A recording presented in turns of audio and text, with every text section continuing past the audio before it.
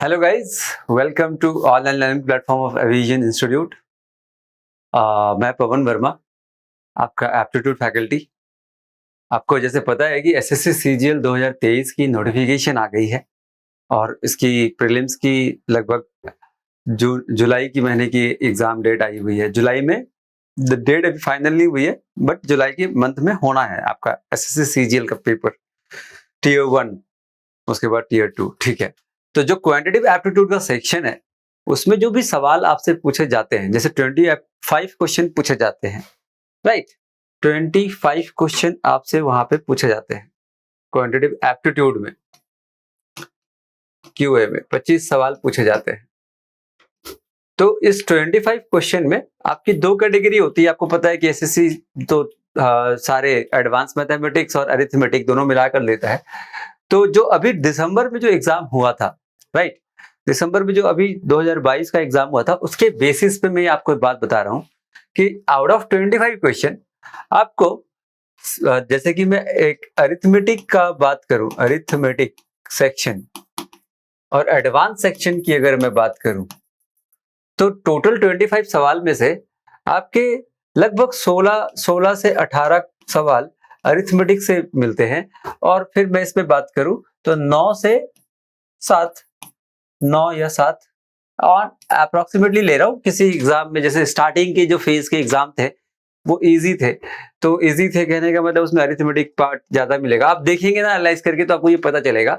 तो लगभग अरिथमेटिक का क्वेश्चन 16 to 18 क्वेश्चन अरिथमेटिक का, और 9 to 7, 9 8 8 9 10 8 9 7 8 9 ऐसे करके आपको एडवांस सेक्शन के क्वेश्चंस मिलेंगे। तो इसी तरीके से आपको मतलब ये एक स्टैटिक्स है, पिछले जो एग्जाम हुए हैं उसके बेसिस पे ये स्टैटिक है, राइट। तो अभी जो एग्जाम होगा जून जुलाई में जो एग्जाम होगी, तो पैटर्न इसी तरीके का है कि 25 क्वेश्चन पूछा जाएगा 50 मार्क्स का, और ये क्वालिफाइंग होता है, टीयर 1 क्वालिफाइंग होता है। फिर मेंस का भी पेपर अगर देखोगे तो उसमें भी आपका इसी तरीके से रेशियो रहा है। तो हम लोग जो तैयारी करेंगे, हम लोग अरिथमेटिक और एडवांस दोनों का करेंगे। तो मैं यहाँ पे आपको सेशन एप्टीट्यूड का देने वाला हूँ। एप्टीट्यूड के ऊपर जितने भी पिछले साल सवाल पूछे गए हैं उसके ऊपर मैं सेशन लेकर आऊंगा। सेशन ज्यादा बड़ा नहीं होगा, छोटा छोटा सेशन होगा जहां पे आप एक एक चीजों को जान सकते हैं या फिर सॉल्व कर सकते हैं।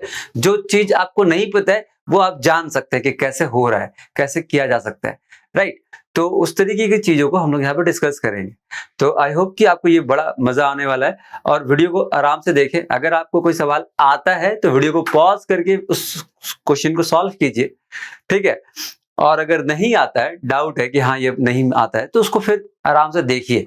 मैं वो सारी चीजें आपको समझाऊंगा कि क्वेश्चन को कैसे आप सॉल्व कर सकते हैं। तो चलिए सेशन को स्टार्ट करते हैं। ये पहला सेशन है 2023 तो 2023 एसएससी सीजीएल के लिए पहला क्लास है ये एप्टीट्यूड का। ऐसे आपको बहुत सारे क्लासेस मिलते रहेंगे, एंड एक कॉन्सेप्ट हम लोग बिल्ड कर लेंगे। जब तक जुलाई आएगा तब तक हम लोग एक बहुत सारा सवाल सॉल्व कर चुके होंगे प्रीवियस ईयर की पैटर्न पे। कोई भी बाहर की डिस्कशन नहीं करेंगे हम लोग। प्रीवियस ईयर में जैसे सवाल पूछे जाते हैं वैसे वैसे सवाल मैं उठाकर लाऊंगा, और 8-10 क्वेश्चन जितने होंगे, जितना भी टाइम लगेगा, मतलब कम से कम टाइम में हमारी कोशिश रहेगी कि उसको हम लोग समझेंगे। तो चलिए स्टार्ट करते हैं पहले सवाल से। पहला सवाल आपके स्क्रीन पे है। मैं चाहूंगा कि आप क्वेश्चन को पढ़ें, ठीक है। क्वेश्चन आपके स्क्रीन पे है, और अगर आपको ये सॉल्व हो जाता है तो आप सॉल्व कीजिए, नहीं तो फिर मैं भी आपके साथ करूंगा सॉल्व। क्वेश्चन क्या कहता है, क्वेश्चन को देखते हैं। क्वेश्चन कह रहा है कि 3 numbers are in the ratio, 3 संख्याएं हैं, हाँ, उसका रेशियो में दिया गया है 1/5, 7/4, 4/3। ये मुझे दिया गया है, ठीक है।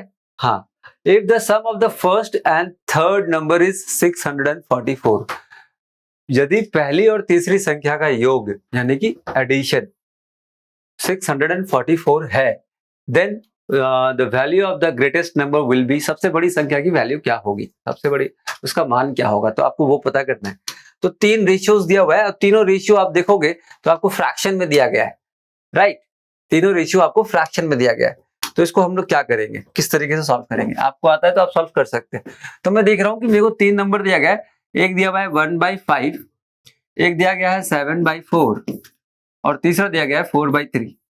तो क्या मैं इसको कंप्लीट रेशियो में, मतलब जो फ्रैक्शन में है उसको एक नंबर में रखना है, तो क्या करना पड़ेगा, तरीका क्या हो सकता है? तरीका क्या हो सकता है? तो आप क्या करेंगे कि जो डिनोमिनेटर की नंबर है उसका एलसीएम ले लीजिए, 5, 4 एंड 3।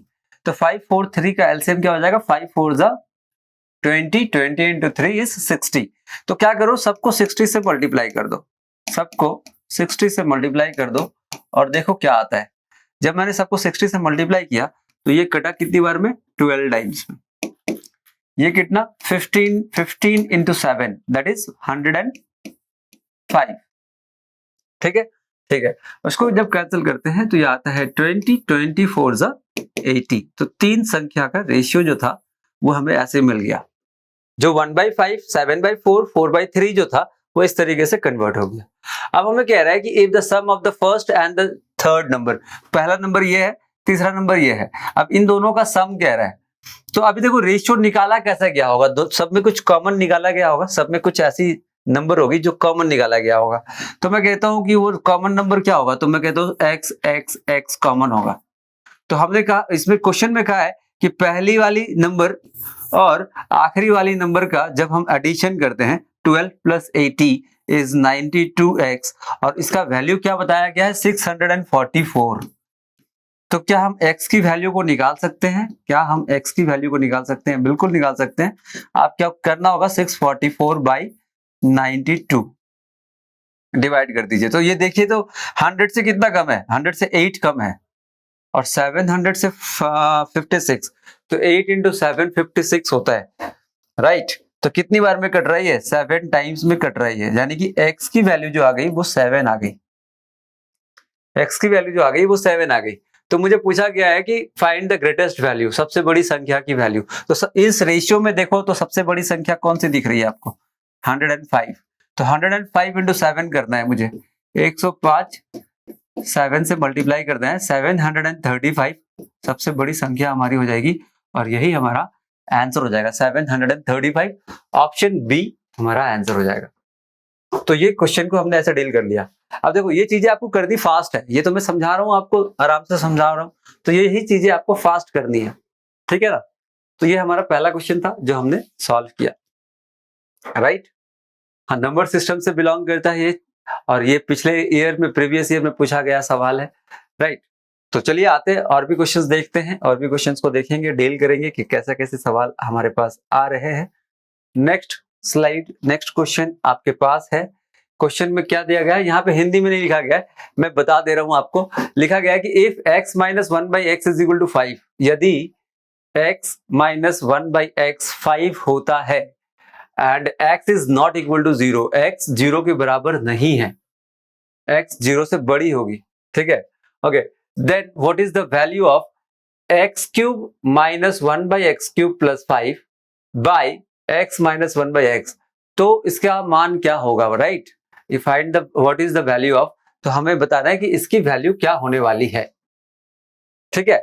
तो देखो क्वेश्चन को मैं आपको देख रहा हूं तो मेरे को पता चल रहा है कि क्या क्या चीजें दी गई है। मुझे दिया गया है कि x minus 1/x is equal to 5, और अगर क्वेश्चन में पूछा गया है x cube minus 1/x cube plus 5, right, by x minus 1/5। तो x माइनस 1/5, तो यहाँ पे वैल्यू दिया गया है 5, तो अगर डिनोमिनेटर की बात अगर करूं मैं, तो यहाँ पे डिनोमिनेटर में तो 5 लिख सकते हैं, डायरेक्टली आप लिख सकते हैं, कोई प्रॉब्लम नहीं है। यहाँ 5 दिया हुआ है, मुझे बस इसकी वैल्यू मालूम करनी पड़ेगी। मुझे किसकी वैल्यू मालूम करनी पड़ेगी?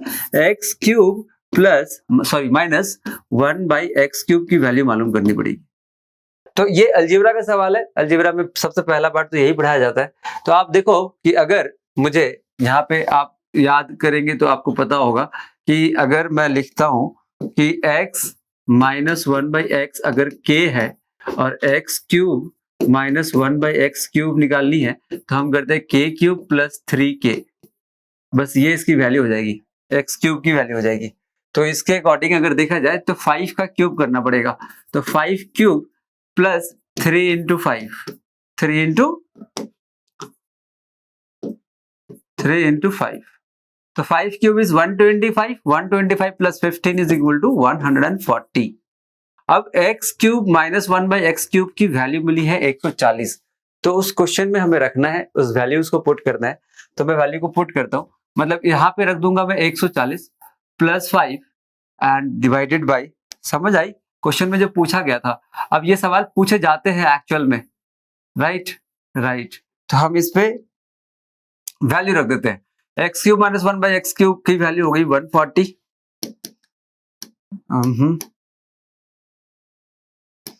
इसकी वैल्यू हो गई 140 प्लस 5 डिवाइडेड बाई 5 क्यों? क्योंकि हमें पता है कि x माइनस 1 बाई एक्स की वैल्यू 5 गिवन।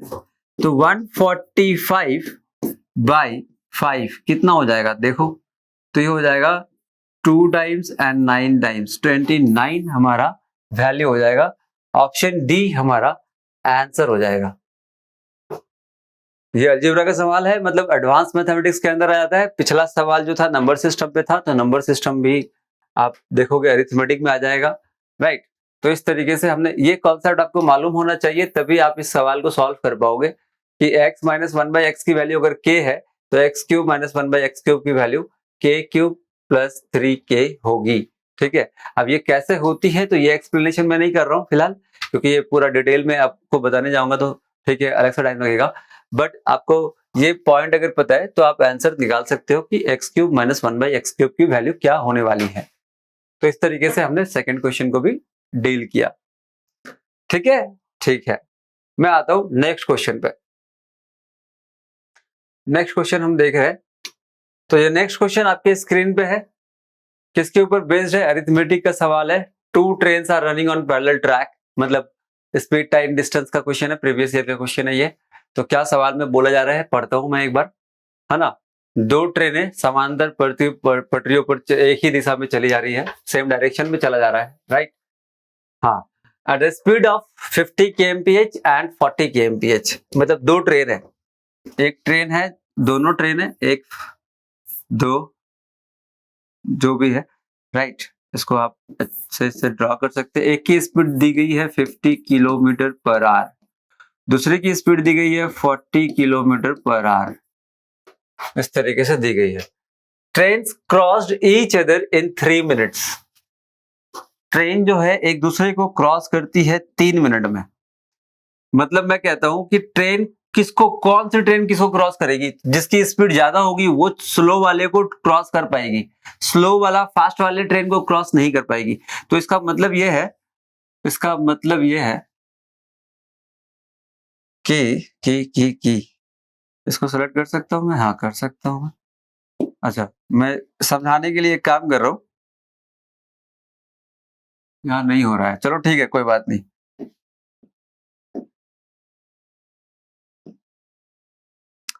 मैं इसको एक काम करता हूँ, इसको पीछे कर देता हूँ, इस ट्रेन को पीछे कर देता हूँ, ये 50 वाली समझाने के लिए कर रहा हूँ। वैसे आपको कॉन्सेप्ट पता होगा तो बहुत ही अच्छी बात है। क्या कह रहा है कि पीछे वाली जो ट्रेन है वो इस ट्रेन को 3 मिनट में क्रॉस कर देती है, 3 मिनट में क्रॉस कर देती है ना। The train cross each other in 3 minutes. If the length of one train is 175, what is the length of the other train? एक ट्रेन की अगर 175 मीटर है ना, length of one train is 175 metre, then the length of other train will be how much? कितना metre होगा दूसरे train का? तो मैं ये कहता हूं कि सेम डायरेक्शन में अगर जब जो चीजें चल रही होती है ट्रेन में सेम डायरेक्शन में, तो स्पीड क्या होता है, रिलेटिव स्पीड क्या होता है? तो रिलेटिव स्पीड आप देखेंगे कि एक दूसरे से सब्सट्रैक्ट हो जाता है। तो 50 minus 40 will be relative speed will be 10 kilometre per hour. Speed subtract होती है, जब अपोजिट डायरेक्शन होता है तो स्पीड ऐड होती है, बट जब सेम डायरेक्शन होता है तो स्पीड सब्सट्रैक्ट होती है, ठीक है। तो रिलेटिव स्पीड हो गई 10 किलोमीटर पर आवर। उसके बाद बोला जा रहा है कि इसको क्रॉस करने में 3 मिनट लगता है, 3 मिनट में ये क्रॉस करता है। तो अगर 3 मिनट में क्रॉस करता है तो बताओ कि कितना डिस्टेंस ट्रैवल करता होगा।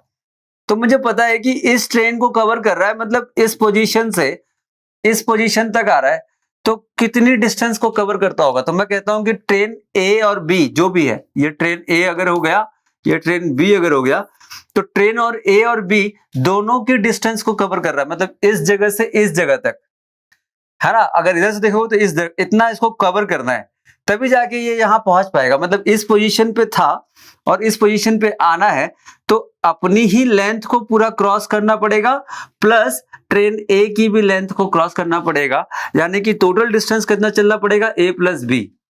और ए प्लस बी का जो डिस्टेंस है वो कितनी देर में कवर कर रहा है, 3 मिनट में। तो टाइम यहाँ पे दिया हुआ है 3 मिनट। तो स्पीड मुझे पता चला 10 किलोमीटर पर आवर, क्योंकि ये जो चलेगा, ये जो क्रॉस करेगा, तो उसको क्रॉस करने के लिए कौन सी स्पीड हेल्प करेगी, जो 10 किलोमीटर पर आवर एक्स्ट्रा है वो इसको हेल्प करेगी उसको ओवरटेक करने में। तो मुझे स्पीड मालूम चला, टाइम पता चला। तो स्पीड और टाइम से क्या मैं ये पता कर पाऊंगा कि टोटल डिस्टेंस कितना चला 3 मिनट में। तो मैं करता हूं स्पीड इंटू टाइम, यानी कि 10 किलोमीटर पर आवर है, ये 3 मिनट्स है। तो किलोमीटर पर आवर को मैं करता हूं मीटर पर सेकंड में कर लेता हूं। मीटर पर सेकंड में कन्वर्ट करने के लिए 5/18 करता हूं, और स्पीड 3 था तो 3 मिनट है तो 3 इंटू 60 करता हूं तो ये सेकंड में आ जाता है। तो जो डिस्टेंस मुझे मिलेगा वो मिलेगा मीटर में। जो डिस्टेंस हमें मिलेगा वो मिलेगा मीटर में। तो मैं क्या करता हूं, अब कैंसिल आउट करके देखता हूं तो 3 से ये कटेगा 6 टाइम्स और 6 से ये कटेगा 10 times. 10 into 10 is 100 into 5 is 500। Total distance जो कवर किया उन्होंने, कितना डिस्टेंस कवर किया, 500 मीटर कवर किया, 500 मीटर। अब कह रहा है कि एक ट्रेन की लेंथ थी 175, 175। तो एक ट्रेन की लेंथ थी 175, तो दूसरी की कितनी होगी, तो 175 इसमें से क्रॉस सब स्टार्ट कर देते हैं, क्योंकि दोनों ट्रेन की लेंथ सम होकर आया है 500 मीटर और एक ट्रेन की लेंथ दिया गया है 175। तो कितना हो जाएगा ये, तो 325 मीटर। तो दूसरी ट्रेन की लेंथ हो जाएगी 325, यानी कि ऑप्शन डी। ऑप्शन डी हमारा आंसर हो जाएगा। ये स्पीड टाइम डिस्टेंस का कॉन्सेप्ट है, राइट। रिलेटिव स्पीड पता किया मैंने, डिस्टेंस पता, सॉरी स्पीड पता चल गई, टाइम दिया हुआ था तो मैंने टोटल डिस्टेंस पता किया, और एक ट्रेन की लेंथ दी गई थी तो दूसरी ट्रेन की लेंथ निकल गया। ये छोटा सा सवाल, मतलब अच्छा है सवाल, और ऐसे सवाल आपको पूछे जाते हैं एग्जाम में। तो ये 10 सेकंड 15 सेकंड के अंदर ये सवाल होने चाहिए। ठीक है, ठीक है, चलो नेक्स्ट क्वेश्चन पे आते हैं। नेक्स्ट क्वेश्चन पे आए, देखो क्या कहता है क्वेश्चन। कह रहा है कि इफ एलसीएम, है ना, हिंदी में नहीं लिखा गया है, ठीक है, आपको समझ आएगा जो मैं बोल रहा हूं। If LCM is equal to 10 to the power 3 into 5 square and 10 cube into 5 square and HCF is 10 square, then the first number is 10 to the power 4, the second number, किसी दो नंबर का एलसीएम निकाला गया था तो उसकी value आई थी ये। फिर उसका अगर एचसीएफ निकाला गया तो उसकी वैल्यू आई 10 स्क्वायर। और कह रहा है कि फर्स्ट नंबर गिवन है, फर्स्ट नंबर क्या है, 10 की पावर पे 4 पहला नंबर दिया हुआ है, तो दूसरी नंबर बतानी है कि कितनी होगी। तो मुझे पता है कि जब ऐसा होता है तो एलसीएम इनटू एचसीएफ लिखता हूं, और दो नंबर की बात करा ना तो first number into second number आप कर देंगे तो आपकी आंसर आ जाएगी, सेकेंड नंबर पता चल जाएगा। तो यही हमें पता करना है। तो मैं लेता हूं एलसीएम कितना दिया हुआ है, एलसीएम दिया हुआ है 10 क्यूब इंटू 5 स्क्वायर, और एचसीएफ कितना दिया हुआ है तो 10 square is equal to what, first number अगर देखा जाए तो फर्स्ट नंबर की वैल्यू दी गई है 10 के पावर पे 4, और सेकेंड नंबर मुझे मालूम करना है तो उसकी जगह पे x लिख देता हूं। बस वो सॉल्व करने से आपकी सेकेंड वैल्यू आ जाएगी। अच्छा, 10 के पावर पे 4 है तो बताइए अगर इधर आएगा तो डिवाइड होगा, और पावर पे 4 था, यहाँ पे पावर पे कितना हुआ 3 and 2 5, तो 10 कितने सारा बचेगा, 10 बचेगा 1, और 5 स्क्वायर 25 इंटू 10 250 आपका दूसरा नंबर हो जाता है, ये आपका आंसर हो जाता है। ये छोटा सा सवाल, जिसको कॉन्सेप्ट नहीं पता होता है ना वो फंस जाता है, वो कर नहीं पाता है। तो आपको ये पता होना चाहिए कि अगर दो नंबर का एलसीएम और एचसीएफ दिया गया है तो एचसीएफ एलसीएफ को जो अगर मल्टीप्लाई करेंगे ना तो फर्स्ट और सेकंड नंबर का प्रोडक्ट पता चल जाएगा। अगर फर्स्ट नंबर दिया हुआ है तो सेकंड नंबर पता चल जाएगा, सेकंड नंबर दिया है तो फर्स्ट पता चल जाएगा। अगर आपको मान लीजिए कि किसी दो नंबर का एचसीएफ दे दिया गया है, एलसीएम नहीं दिया गया है और दो नंबर भी बता दिया गया है, तो आप क्या कर सकते हैं, आप एलसीएम पता कर सकते हैं। तो ये कॉन्सेप्ट एक इससे 4 तरीके के सवाल हो सकते, 3 तरीके के सवाल हो सकते हैं, तो वो कॉन्सेप्ट को याद करना पड़ेगा मुझे। मतलब आप प्रैक्टिस करनी पड़ेगी। अगर आपको नहीं मालूम है तो बहुत अच्छी बात है, आपकी तैयारी अच्छी चल रही है, ठीक है। हाँ, और ऐसे-ऐसे सवाल आपको देखने को मिलेंगे एसएससी के टियर 1 के पेपर में। तो ये भी क्वेश्चन था, मेरा आंसर आया 250, second number is 250, option B our answer, right. Okay, आता हूं मैं नेक्स्ट क्वेश्चन पे। ये नेक्स्ट क्वेश्चन आपके सामने है, अरिथमेटिक के ऊपर है, आप क्वेश्चन को देख सकते हैं क्या बोल रहा है। ए बोरोज अ सम ऑफ ₹4500। ए ने साधारण ब्याज सिंपल इंटरेस्ट पे, यहाँ पे कह रहा है 4500 for 4 years at 4% simple interest, 4% per annum simple interest मतलब साधारण ब्याज। तो यहाँ पे लिखा गया है हिंदी में। ओके, तो 4% के हिसाब से लेता है 4500 रुपए 4 सालों के लिए। ही लेंड टू बी, जो पैसा उसने लिया वो पैसा उसने ए ने क्या किया, बी को दे दिया, है ना। हाँ, वो बी को साधारण ब्याज पे यानी सिंपल इंटरेस्ट पे, ये भी सिंपल इंटरेस्ट पे 4 सालों के लिए 6% के हिसाब से दे देता है। तो बताओ कि उसकी गेन कितनी होगी, इसको कितना प्रॉफिट होगा, लाभ होगा ए को। तो देखो प्रिंसिपल तो वही है ना। इस सवाल को सॉल्व बहुत सारे लोग क्या करेंगे कि 4500 का पहले क्या करेंगे, 4500 का वो 4% निकालेंगे 4 सालों के लिए।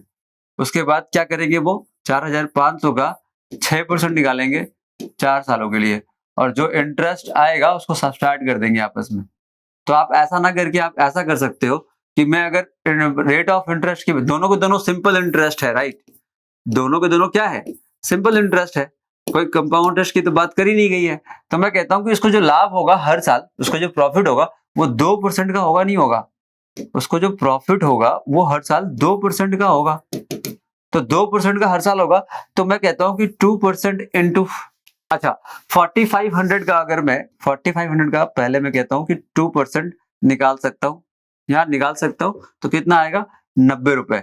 4500 इंटू 2/100, तो आपका 2% की वैल्यू आएगी 90 रुपीज। और ये 2% कितनी साल मिलेंगे, तो 4 साल मिलेंगे।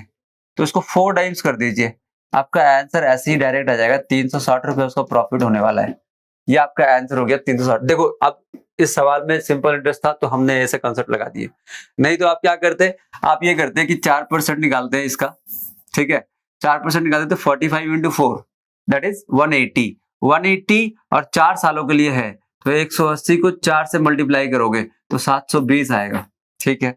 अब ये 6% है, 6% निकालोगे 4500 का, कितना आएगा 45 इंटू 6 यानी कि 93 या 270, और 270 को फिर इससे मल्टीप्लाई करोगे 270 इंटू 4, तो ये आ जाएगा 1080। तो आप इन दोनों का डिफरेंस देखोगे तो 360, फिर आंसर आएगा। हमने क्या किया, परसेंटेज का ही डिफरेंस निकाला, परसेंटेज आया 2%, और 4500 प्रिंसिपल सेम ही था, तो 4500 का 2% निकाला तो 90 रुपया होता है, और 4 साल तक मिलेगा ये, तो 4 से मल्टीप्लाई करेंगे डायरेक्ट आंसर आएगा। तो आपका अप्रोच मायने रखता है कि कितना आप समय दे रहे हैं एक सवाल को, कितना आपने प्रैक्टिस किया है।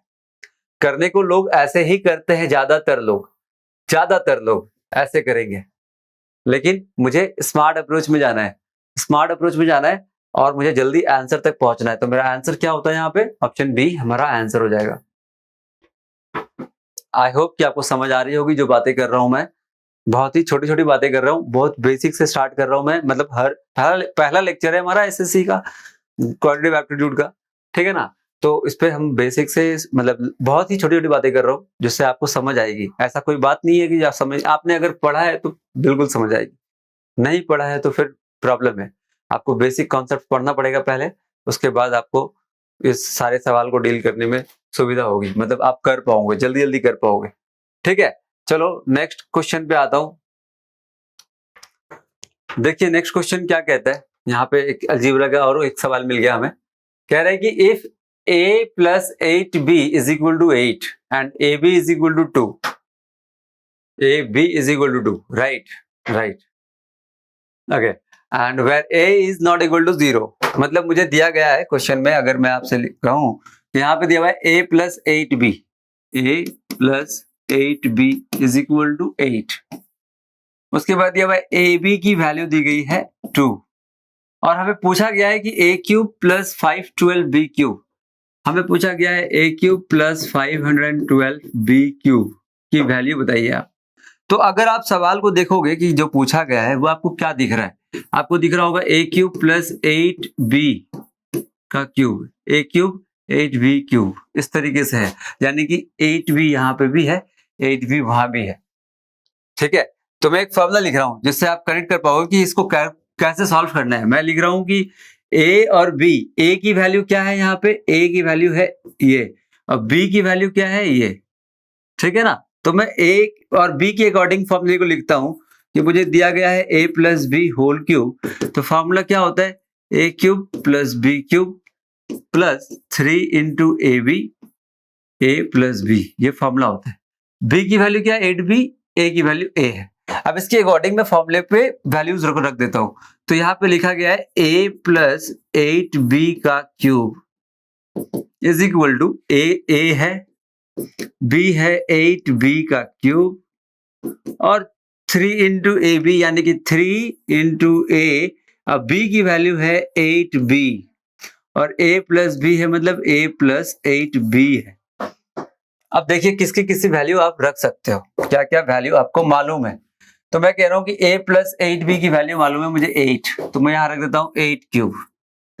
ठीक है, उसके बाद a क्यूब का वैल्यू a क्यूब ही रख देते हैं, क्योंकि a का वैल्यू हमें जो पता है वैसे रख देते हैं, और ये हो जाएगा 512b क्यूब प्लस 3 इंटू ए इंटू बी इंटू 8, यानी कि ए बी यहाँ दिख रहा है ना, तो a इंटू बी कितना होता है, a इंटू बी 2 लिखा है, यानी कि मैं अगर इन दोनों को मल्टीप्लाई करूंगा तो 2 आएगा, और 2 इंटू 8 16, 16 3 जा 48, ये कितना हो जाएगा ए बी। देखिए ए बी दोनों वेरिएबल्स है, तो दोनों वेरिएबल्स का मल्टीप्लीकेशन मुझे क्वेश्चन ने बताया है कि 2 होना है, तो a इंटू बी 2 हो जाएगा, 2 इंटू 8 16, 16 इंटू 3 48, और a प्लस 8b की वैल्यू कितनी है 8 है, तो यहाँ पे भी 8 आ जाएगा, है ना, यहाँ पे भी 8 आ जाएगा। तो मुझे करना क्या है, यहाँ पे देखो तो ये आ गया 48 इंटू दिस इज 8, ये आएगा लास्ट का वैल्यू। और मुझे पूछा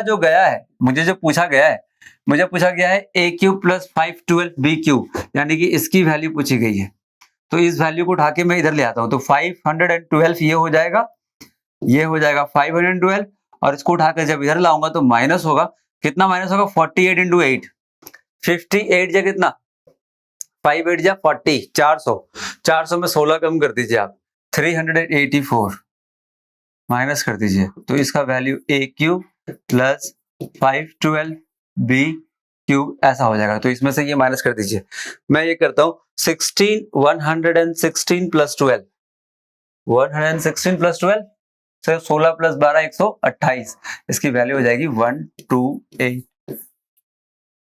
128। समझ में आया, यहाँ पे ए बी की वैल्यू दिया तो 128 हमारे ऑप्शन में, ऑप्शन ए है हमारा आंसर हो जाता है 128। देखिए आपको समझ आएगी चीजें कि हमने क्या किया है। राइट। तो ऐसे सवाल और भी लेकर मैं मिलता रहूंगा आपसे, जहां पे मैं एसएससी के जो पीछे प्रीवियस ईयर में जो क्वेश्चंस पूछे गए हैं उस तरीके के सवाल और करता रहूंगा। ठीक है, एंड आप अपना समय दें। ऑब्वियसली जून जुलाई में जब एग्जाम होनी है तो ऐसे बहुत सारे डाउट्स को मैं क्लियर कर दूंगा, हर एक सवाल में जो भी आपको पता नहीं होगा, जो अलग अलग टाइप के क्वेश्चन आपको मिलेंगे इस सेशन में। और सेशन ज्यादा बड़ा करेंगे नहीं, छोटा छोटा सेशन रखेंगे जिससे आप एक एक कॉन्सेप्ट जो पता नहीं हो वो पता चल जाए। ठीक है, तो thank you for giving your time. आपका कोई सजेशन हो, कुछ भी हो, कमेंट करके जरूर बताएं। वीडियो अच्छी लगी हो तो वीडियो को लाइक करें, चैनल में नए हैं तो चैनल को सब्सक्राइब जरूर करें। फिर मिलूंगा मैं आपके नेक्स्ट वीडियो में, तब तक के लिए ख्याल रखें, धन्यवाद।